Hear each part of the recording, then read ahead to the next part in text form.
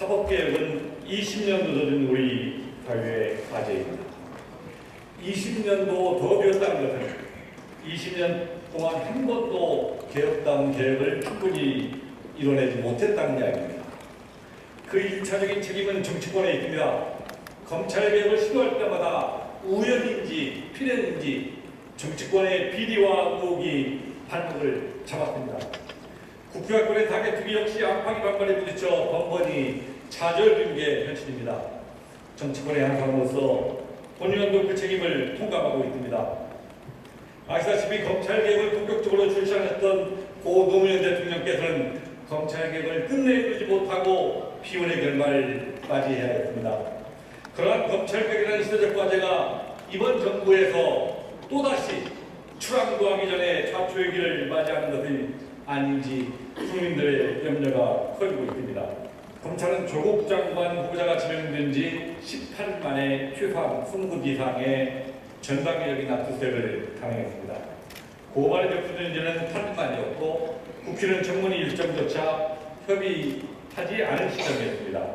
총리께서는 지금까지 검찰의 수사가 이렇게 진행된 적이 본 적이 있으십니까? 예, 굉장히 이례적이고 굉장히 규모가 크고 좀 요란하다고 느끼고 있습니다. 이후도 검찰은 전광석과 같은 수사를 전개했습니다. 그 이유는 장관으로 임명된 후에는 수사가 어렵기 때문이라고 했습니다. 그런데 장관으로 임명된 후에도 검찰은 사직지대로 수사를 하고 있습니다.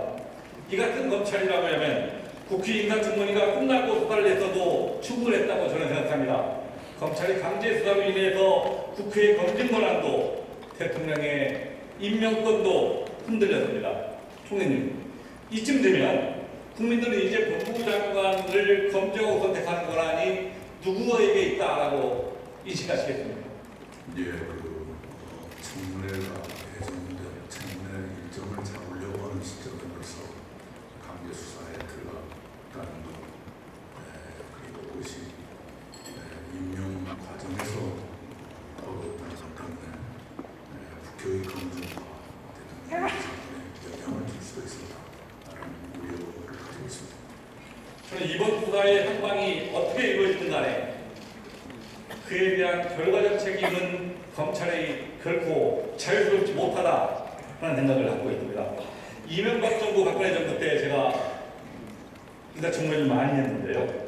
그때 부동산 투기 위장전이 병역비리, 세금 탈루 등 후보자 본인에 대한 의혹이 직접적으로 제기된 수많은 경우가 있었습니다. 그런데 형식적인 청문회만 거친 채로 대부분이 다 임명이 되었습니다.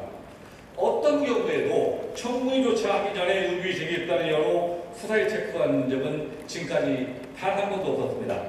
심지어 황교안 전 총리 후보자는 청문회 당시에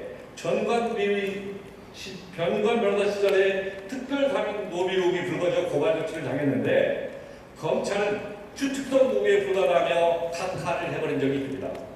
불과 2년 전에 온 국민을 공분케 했던, 그래서 결국 정권 교체마저 주도했던 국정농단 사건, 사법농단 사건도 저는 이 정도는 아니었다고 생각합니다. 잠시 표를 봐주시기 바랍니다.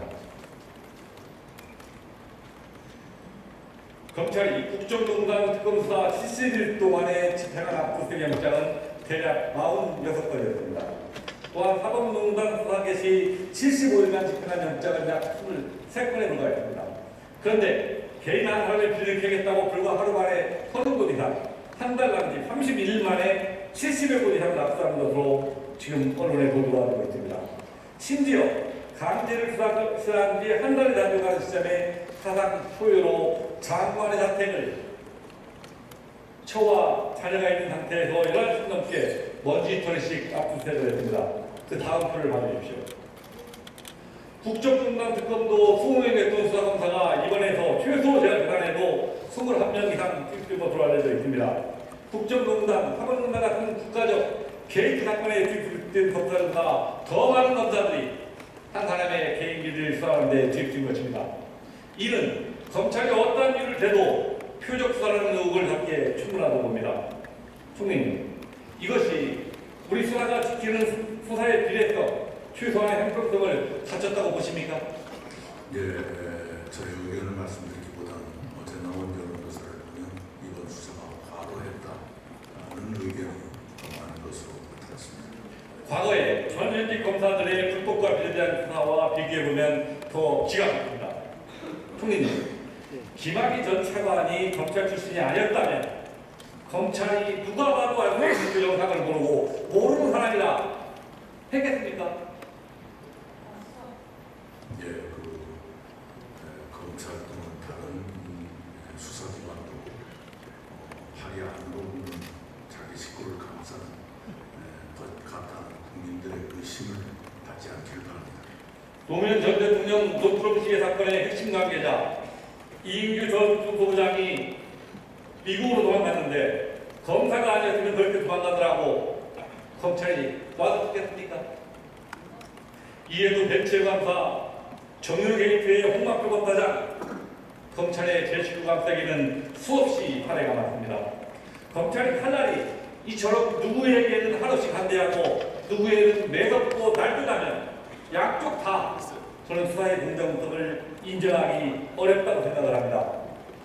심판민정을 수습하느라 여력이 없으실 줄 알지만 검찰개혁이라는 시대적 소면 안수하는데 총리께서도 적극적으로 관심을 가져주시고 잘 챙겨주시길 부탁드립니다. 네, 그렇겠습니다. 들어가실 수 없습니다. 검찰에게 한 말씀 드립니다. 법무장관에 대한 수사가 어떻게 결론나든 검찰개혁의 당위성은 아무런 상관이 없다는 것입니다. 검찰개혁의 명분은 과거 수십 년간 세계 유례 없이 막강한 기득권과 수락권을 양손해주고 간첩을 조작하고 유서대필 사건을 조작하고 제19회 들보를 감싸고 남의 손톱 및 까시는 손톱째 뽑아왔으면서도 아무런 견제장치 없이 개국 이래 한 번도 심판받지 않는 유일한 절대 권력인 검찰을 개혁하라는 국민의 요구에서 나온 것이지 법무부 장관이 누가 지원냐에 따라 나오는 것이 아니기 때문입니다. 조국은 법무부 장관의 시간을 지키고 그 일을 하면 됩니다. 검찰의 시간대로 수사를 하면 됩니다. 이제 마지막 곡은 우리 국회에 넘어왔습니다. 국회가 감당해야 할 문제가 있습니다.